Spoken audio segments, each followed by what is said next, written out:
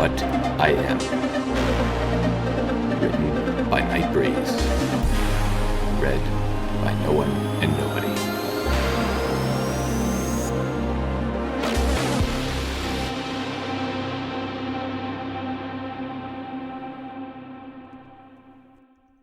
Chapter 34. I sat at the featureless metal table in a rather nondescript interrogation room, waiting for either a death sentence followed by an autopsy, or for someone with the power to make a decision to listen to what I had to say. I was actually pretty hopeful, all things considered. I mean, I did manage to get through the initial arrival with only one additional hole, and they didn't immediately shoot me the second the real cops arrived, which was always a bonus. Honestly, by this point, if they were going to kill me, it would be after they sponged me for as much information as possible.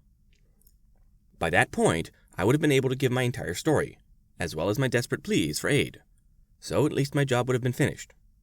They were taking an awful long time to get to me, though. The trip between the museum, the wait at the police station, and the trip to whatever secret government facility I was in right now, combined, was probably shorter than how long they've had me wait in this tiny room. I was probably exaggerating a bit, but not by much. As I sat there, wondering what possibly could be keeping them so long, my enhanced hearing picked up the sound of 2 sets of footsteps coming down the hallway.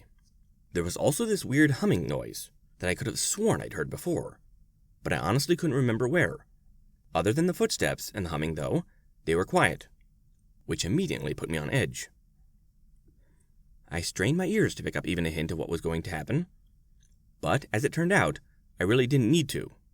My hearing was extremely good, and when they did start talking, I was able to pick up on what they were saying with ease.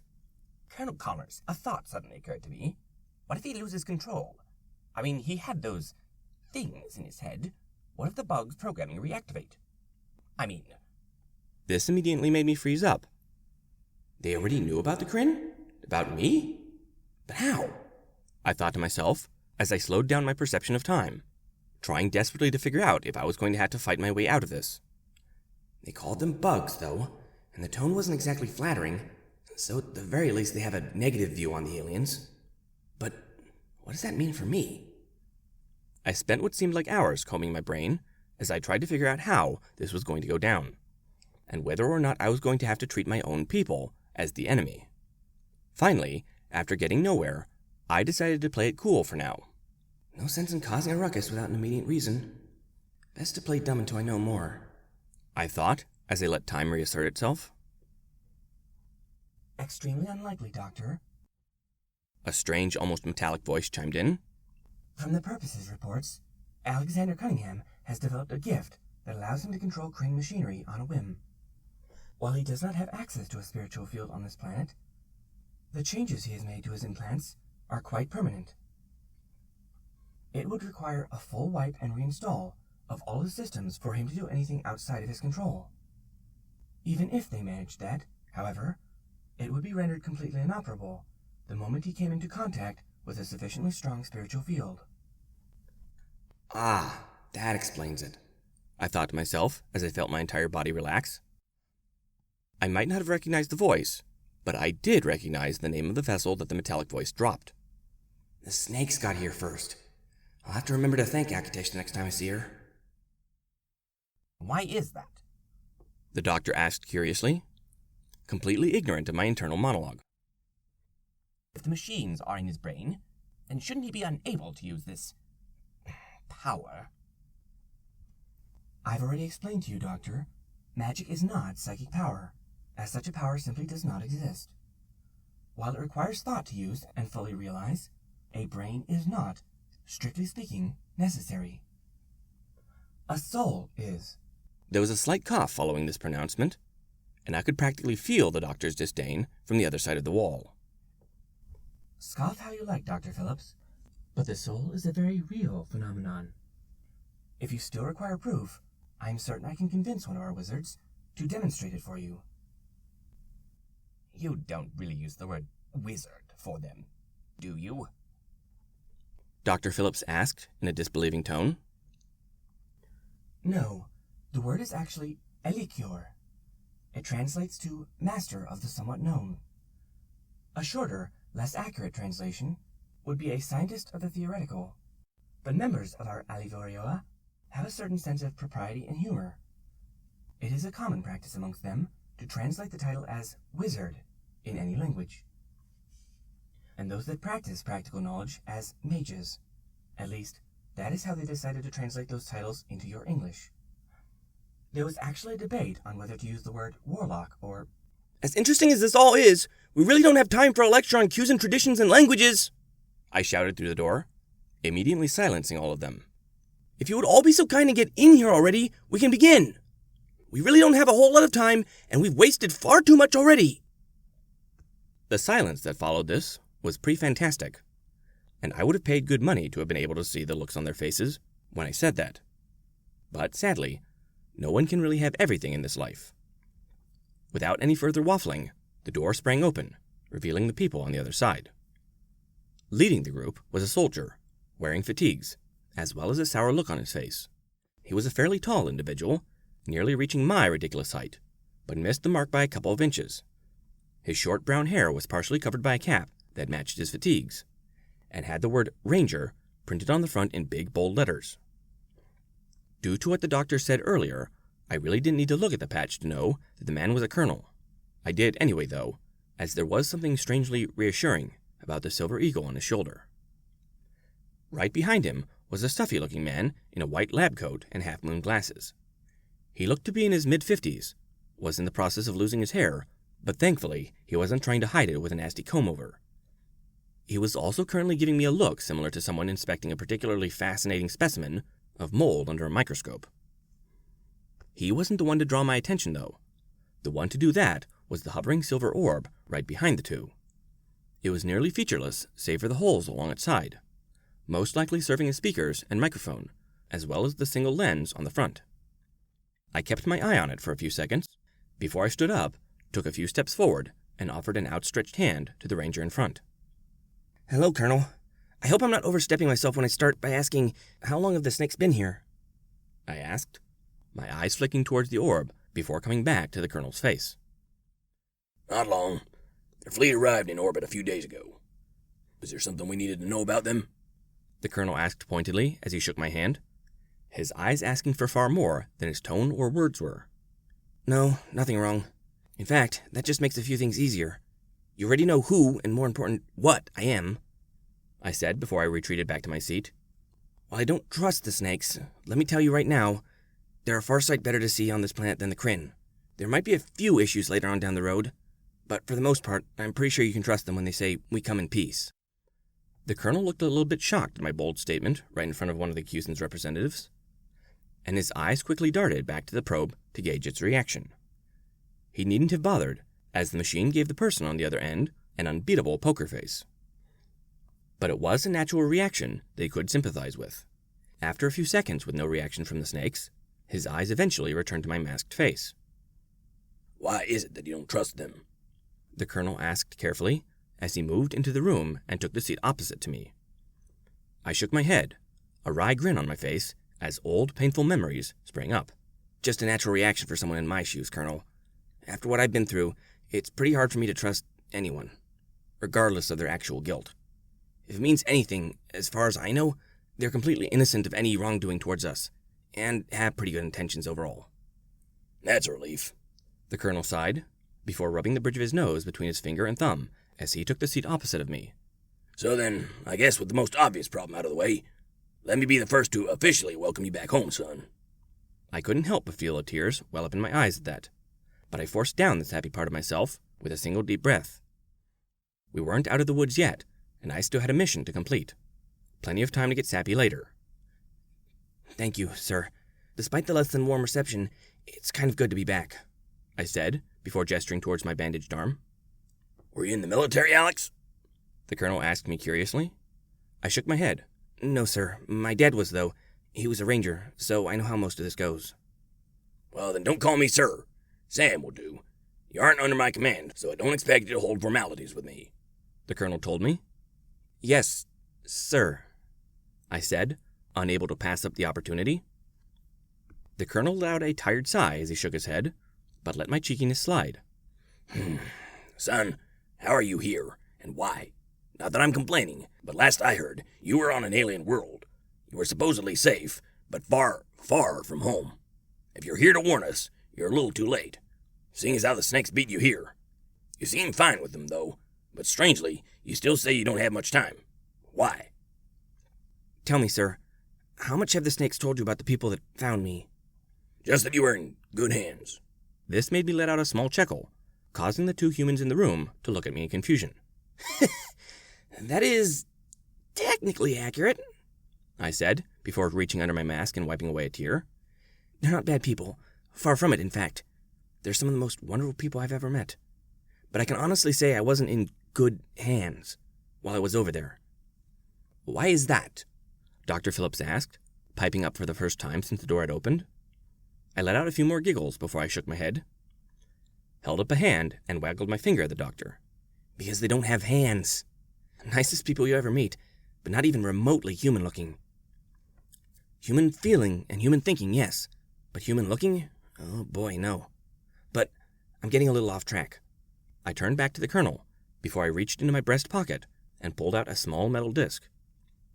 It was something that Celestia had given me before I left, stating it was a badge of office, since I was sort of representing them to another nation. The disc was a little on the thick side, made of silver and gold, and was just a little bit smaller than a CD. On it depicted stylized versions of Celestia and Luna, each pushing their respective charges around the outside of the disc, while the background was swirled in an artistic representation of the day and night. I've been sent by the Alivaria of Elithale Malas to formally request an alliance between Earth and... they never actually gave me the name of their world. Needless to say, they want open relations and to form an alliance as soon as possible. The colonel looked down at the disc curiously, though I couldn't help but notice the distrust there. He also didn't answer me directly, choosing to instead turn towards the silver probe behind him. What does your high priest have to say about all this? The probe hummed in a manner that strongly reminded me of Guilty Spark, which caused a shiver to run down my spine for a few seconds. However, it did not immediately attempt to kill us, so I let it slide. The High Priest is busy. His meeting with the United Nations begins in 6 hours, and he needs to revise his speech and have it retranslated. However, our laws on the subject are quite strict. The alliances of other nations is not to be intruded upon, unless some alliances would prove detrimental to our sovereign territory. This is 2 steward spaces joining together, and as such, we have no say in the matter. We wish you the best in your new joint endeavor, however, and would encourage you to be mindful of your neighbors. A new power, no matter how primitive, always attracts those that would put such bonds to the test. It does not concern us, however, and we actually encourage such cooperation, as it makes for a more peaceful galaxy. Colonel Connor scoffed at the probe's seemingly laid-back attitude. Nothing about this worries you. Oh, we are quite worried, just not about the formation of your alliance. We are more concerned with how Alexander came to be here, and why the formation of such an alliance is necessary at this time. The probe said, its lens parts moving in such a way as to make me think the thing was focusing more intently on me. Surely such a formation should occur after initial peace talks. Alexander's purpose should be to formally introduce the nation that took him in, and to serve as a translator for further talks. Trade agreements may follow, followed by joint cultural exchanges, possibly followed by an alliance if such events end positively. Instead, he is sent as the bearer of the alliance itself. It is a most unusual breach of any known protocol, and begs the question, why? The colonel looked back at me before pointing a single thumb towards the probe. Yavar's right, What's so important that you've got to start with the alliance? Because the bugs are coming for them, I said simply. There it is, Connor stated, his whole body stating louder than words that he was sick of this crap. I shook my head, the colonel's dry wit making me smile briefly as a wave of nostalgia washed over me. Nevertheless, I still had a job to do, and I knew that I didn't have the time to get all sentimental. Yeah, I know. No one comes with good news. I'm here to request help. If no one comes with me, then fine, I'll go back and you'll never hear from us again. However, if that happens, let me tell you right now that the bugs will become far, far more dangerous than they are now. I then slowly took off my mask, revealing my face for the first time on Earth. And let me tell you, if they conquer them first, the rest of humanity will follow in my footsteps. The bugs will make sure of it. Dr. Phillips stood stock still for several seconds, just staring at my horrifying visage. After a few seconds of this, he started making a sound like a stepped-on mouse, which quickly turned into a terrified scream as he bolted from the room like a madman. I could hear a scuffle from behind the one-way window as well, and I knew that if it weren't for Connor's hand raised in silent protest, I would have been filled with holes right then and there. Connors, however, looked decidedly less impressed. He looked disgusted, that was for sure, but his reaction was significantly less than what I was expecting. "You're not surprised?" I asked him. No, I saw what you looked like before. Comparing the two, this is definitely an upgrade. You're still absolutely haunting, but you're not a nightmare at least," he said, his voice still completely level. "Thank you," I said, before turning the mask to my face. "I know it's not perfect, but the Yeeth and Nas did the best they could. And at least now I can speak English again, and that alone is enough to saint them in my opinion." The second my mask returned to its place, Colonel Connors leaned forward, suddenly very businesslike. "I'll pass on the request for an alliance, since it's not really my place to say either way. However, while we're waiting, would you mind answering a few questions?" "As many as you like, but please hurry. Our time is short. I really wouldn't be surprised if they've already started attacking while I was away," I said as I leaned back into my chair. Connors opened his mouth, but before he could speak, Yavar beat him to it. "How did you come across this information? You speak as if the assault has yet to occur, yet you are certain of their intent. However, from our last communication with the Purpose, no such information was known." I looked at the probe, not really sure how to say what I knew without getting myself laughed out of existence by the human in the room, or ordered off to a madhouse by the ones behind the glass. Finally, I decided to start with the beginning, to see where they were at. "Tell me, Colonel, how much have they told you about magic? Like, do you know what's possible with it?" Colonel Connors looked confused at the sudden change in subject, but thankfully, he decided to roll with it. "It's basically everything we imagined it would be, while at the same time, nothing we'd expected. Fire, shield, teleportation." "Did you know that it's possible to see the future?" I asked, interrupting him. Connors looked at me funny, as if expecting me to suddenly say, "Psych!" and to start pointing out hidden cameras. When I made no move to do anything like that, he then half-turned towards the probe, a smile on his face. "You're kidding. He's kidding, right?" The probe didn't answer immediately. In fact, the thing stopped bobbing ever so slightly and sat perfectly still in midair the moment I said future. Connors looked somewhat worried, even going so far as to snap his fingers a few times in front of the lens while calling for attention. But I already knew what was happening. I knew that I had said something in front of the Cusan drone that had touched a nerve, and he was off to get someone higher on the totem pole. "High Priest Jovakior would like an immediate audience with the one known as Alexander Cunningham," the robot suddenly said, his voice sounding far more formal as he turned towards the one-way window. "General, does the High Priest have permission to enter the base?" There was a slight pause, followed by a telltale clicking of an intercom system coming online. The voice that came through from the other end sounded sure and commanding, the sort of voice you'd expect a general to have. "He does, but make sure he knows that I would like to speak with him as soon as he is finished." "The High Priest has accepted your terms. I am proud to announce the arrival of His Greatness, High Priest Jovakior, leader of the Holy Armada," Yavar said, before tilting forward ever so slightly. There was a sudden flash of white blinding light, and Cusan, far larger and more regal-looking than Akitesh, suddenly appeared in the small room.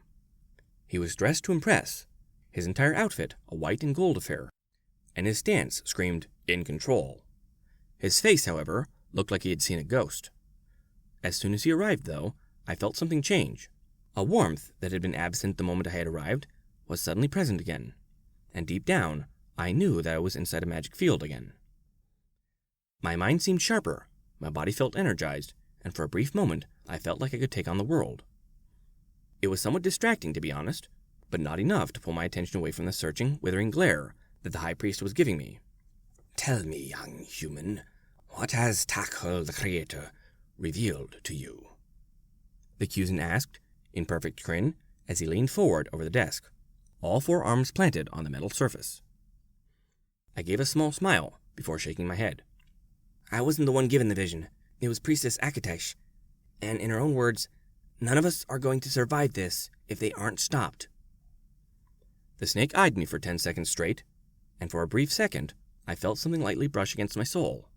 As soon as I felt the sensation, though, it was gone, and Jovakior broke his gaze to turn towards his probe.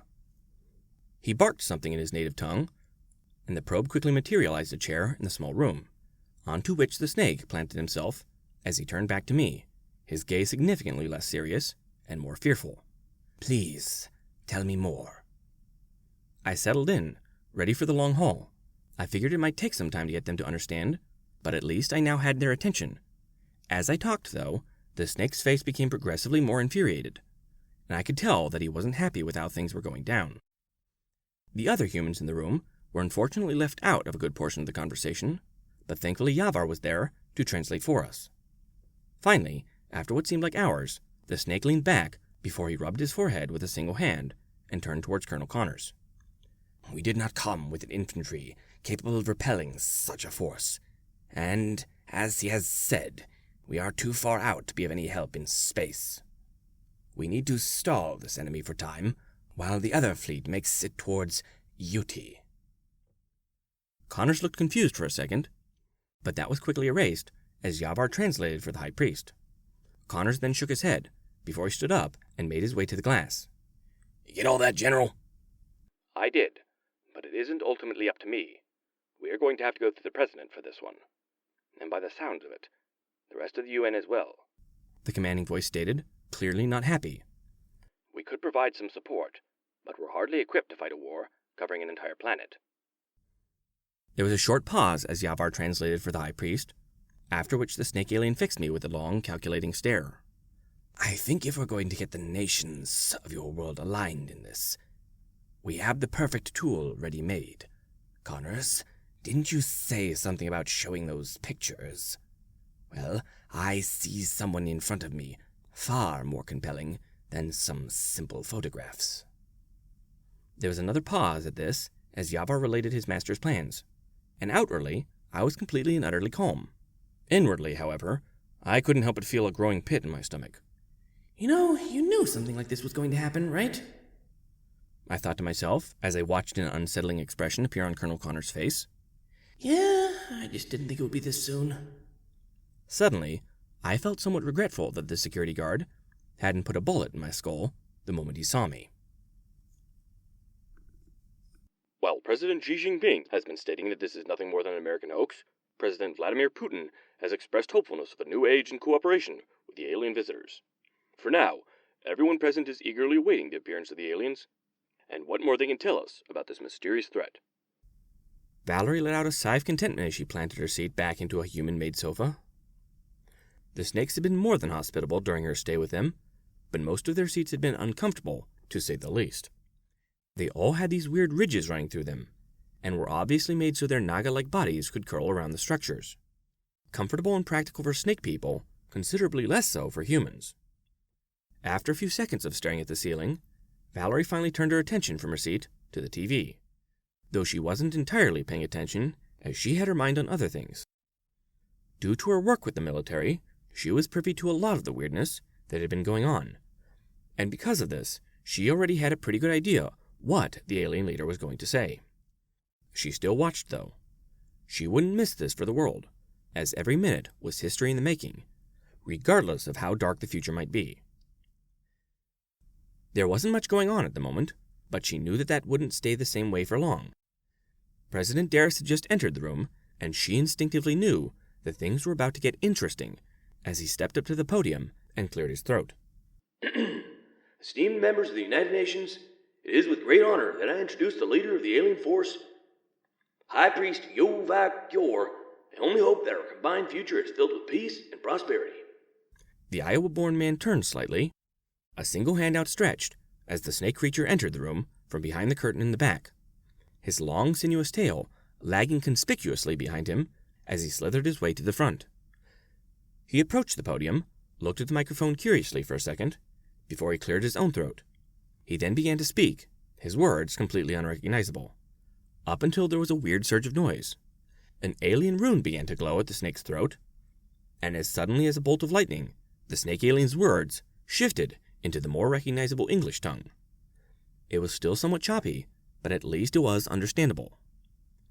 Havalati Sorka, Thonos Vovor, Ithala, brothers and sisters of Wonder Blue Gem you call Earth.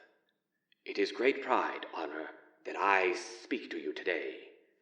I extend blessings and fellowship of His Holiness the Prophet of Tahul. His people, the theocracy of Zerthal, bear you no ill will, and wish only happiness between us. I not come peace, though. We not come peace. We come for war, for evil has set sights on your blue gem. There was muttering through the hall at this announcement, but no one interrupted the alien speech. They had already heard this part before, and were waiting for him to say something new. Am understanding, if not trust. If our place reversed, would be similar. Why trust strange being with no tail? Why trust this creature? Not seen, not speak like us. Have proof. Have proof will show today exactly what enemy want do to humans. If they win day, what in store for all humans. Alexander, please come forward. Valerie felt her heart leap into her throat at the mention of that name. It can't be. No, Alex is a common name. There's no way in hell it's him, she thought, as she quickly pushed down the sudden rush of emotion she felt welling up inside her. However, as the curtain moved, revealing Alexander in all his glory, she couldn't quell the sense of unease that was rising in her. Whomever this person was, it was clear that he wasn't quite human now. He had the same general shape and features of a human, but his limbs were too long, his flesh too pale, and he moved with an almost unnatural fluidity. He wore a black suit and tie, and over his face he wore a mask depicting an almost childlike smiling expression, which, if anything, only served to deepen the unease the monstrosity exuded. He walked with an even, purposeful stride towards the podium, and without any ceremony, the white and gold-clad snake moved out of the way to allow the creature access to the microphone. He tapped the microphone once, causing a thump sound to be heard throughout the United Nations building, and through televisions the world over. When he spoke, his voice had a weird duality to it. It sounded low and harsh, but there was another higher-pitched metallic voice interlaced with the first one. Hello, people of Earth.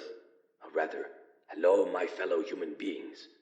About 1 year ago, I was a human just like you. He started to say, but stopped short when someone in the audience stood up. The floor recognizes the representative of Great Britain. The master of ceremonies said, nodding to the lady in question. Excuse me, but why the mask? Elaine Pierce asked, a slight accusation in her voice. If what you say is true, and you are from Earth, then why hide your identity? There was a massive muttering following this near accusation, and Valerie could see the creature's posture droop. I do not show my face to hide my identity, but to spare you the horror of what the aliens did to me. If you are set on seeing it, though, I will show you. For those of you at home, please send your children away. You really don't want to see this. I'd rather think we do, Alexander, the representative of Britain said, not backing down or even bothering to return to her chair. I would also like to know why you chose that particular design for a mask. The creature let out another sigh before he reached up and touched the mask. The mask was a gift from a rather eccentric friend. She felt it was probably better to hide my face behind a smile at first. Regardless of the sentiment, we would really like to see the face of the man underneath, Elaine Pierce said, though her tone was somewhat softer now. If only to fully realize what we're dealing with. Alex's shoulders slumped in defeat, and he finally pulled off the mask. The effect of that one simple action was instantaneous. Several people immediately let out startled cries, while others began shouting questions at the clearly inhuman individual on the stand.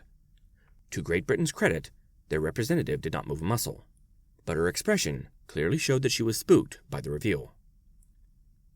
Valerie was in shock. All she could do was stare in mute horror at the visage before her. The face was still somewhat human-looking, in the fact that all the major structures were there, eyes, ears, mouth, and the general shape all present. The details in that face, however, were where things descended into madness. Alexander's teeth were too sharp, to begin with. They looked like they would be more at home in the mouth of a wolf, though as she examined them closer, a shark was probably a better comparison, as they were ever so slightly serrated. His nose looked stubbed and deformed, almost as if it had been slightly melted. His skin was a pallid gray, completely hairless, and seemed to cling to his skull. showing very little muscular underneath, with the whole effect bringing to mind thoughts of death and the grave. The worst part, though, were his eyes. They were pitch black, devoid of pupil, iris, or any other distinguishing feature, and seemed to contain the very essence of the void.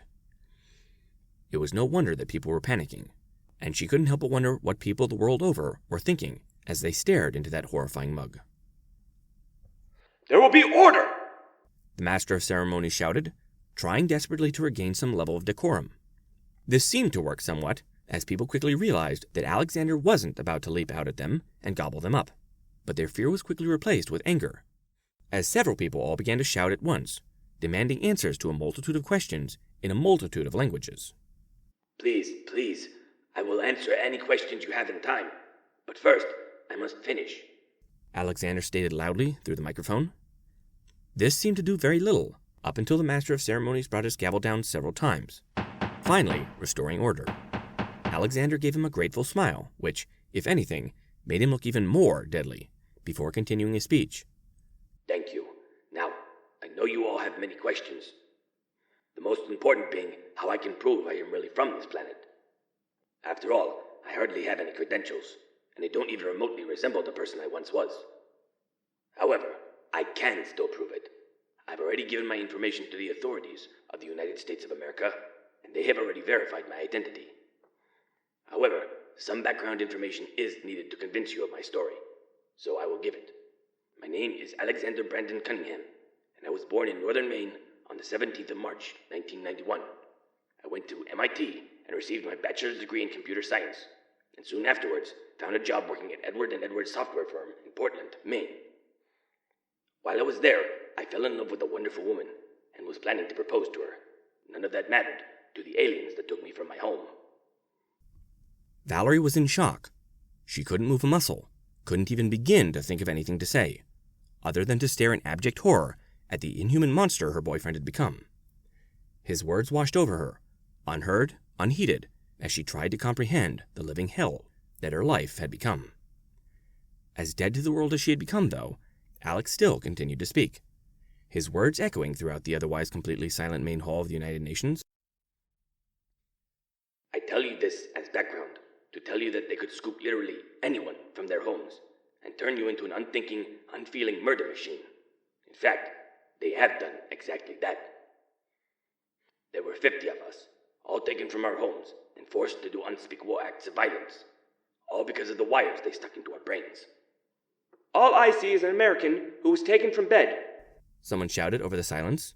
The camera panned to the Chinese delegation, with President Xi Jinping front and center, staring directly at the former human with hard, uncaring eyes. His translator stood next to him, though he didn't look nearly as imposing as he tried to stare Alex down. If they took a Chinese citizen, they would not have found themselves so easy prey. Alex looked at the man for a full 10 seconds, and for a brief moment, it looked like he had nothing to say, as his face gave away very little in the way of expression. He soon changed that impression, however, as he cleared his throat and began to speak. Wang Ying, Sichuan Province, identification number 783346783, birth date April 5th, 1997. He was married to Shenhua, and they had a beautiful baby girl by the name of Chang Yong. He worked as a factory worker and had a little bit of a drinking problem. He left his job to head home about 8 p.m., September 7th, 2015. He never made it home. Alex then turned his head, his eyes seeking out someone, before pointing towards a particular seat. President Putin. There was one Casimir Vasiliev. He lived in Volgograd. His identification number was 338941788302 and was born on August 12th, 1972. He had 3 kids. His wife Anastasia died in childbirth, as did their 4th son. He worked hard to support his 3 remaining kids and somehow made ends meet. He disappeared one night, though, taken after he stumbled home from a night at the bar with his friends. On and on Alex went, naming person after person, describing a short snippet of those people's lives, giving intimate details that left no doubt in the minds of anyone watching that he knew each and every person he named. More importantly, he spoke in terms that made it absolutely certain what had happened to every single one of them. Finally, he reached the end of his long, long list, his breathing ragged as he leaned onto the podium, clearly drained at the ordeal. Every single one of the people I have just named was taken, just like me. We were stolen from our beds, twisted into forms barely recognizable, and forced to do unspeakable things, all because of this. Alex then slowly turned, before pointing towards something on the back of his neck. The camera zoomed in, as did the view of the large monitor behind him, to reveal something that punched a hole through Valerie's stomach and filled it with ice water. There, on the back of his neck, right at the base of the skull, was a round metallic hole.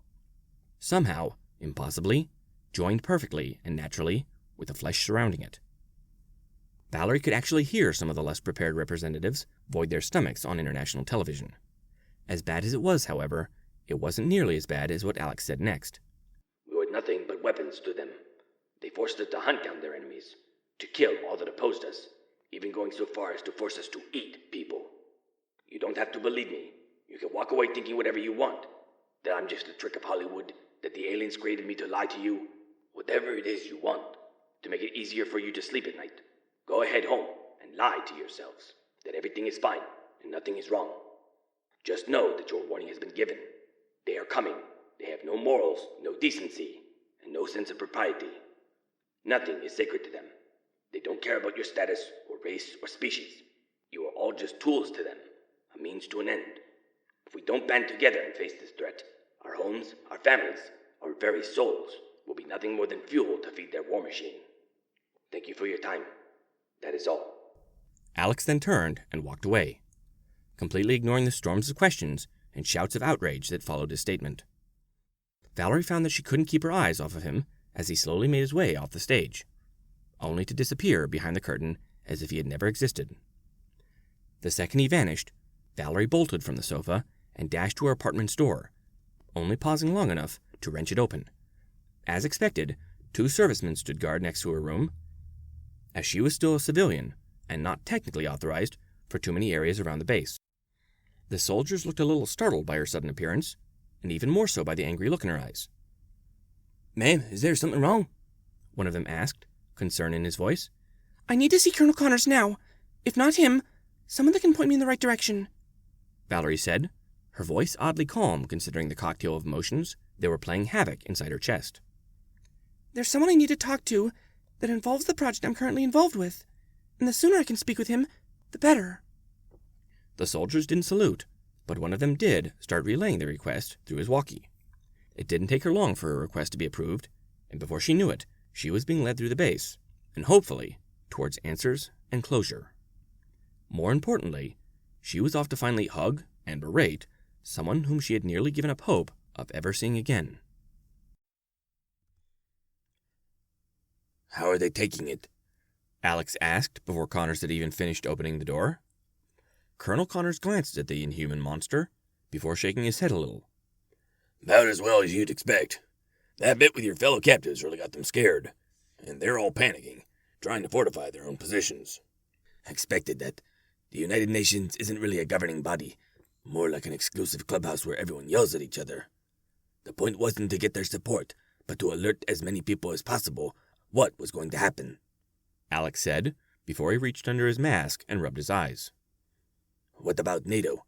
Is there any help coming for UT? Connors let out a sigh before he collapsed into the chair opposite of Alex. Our generals are talking to them, but you gotta admit, it's a hard sell.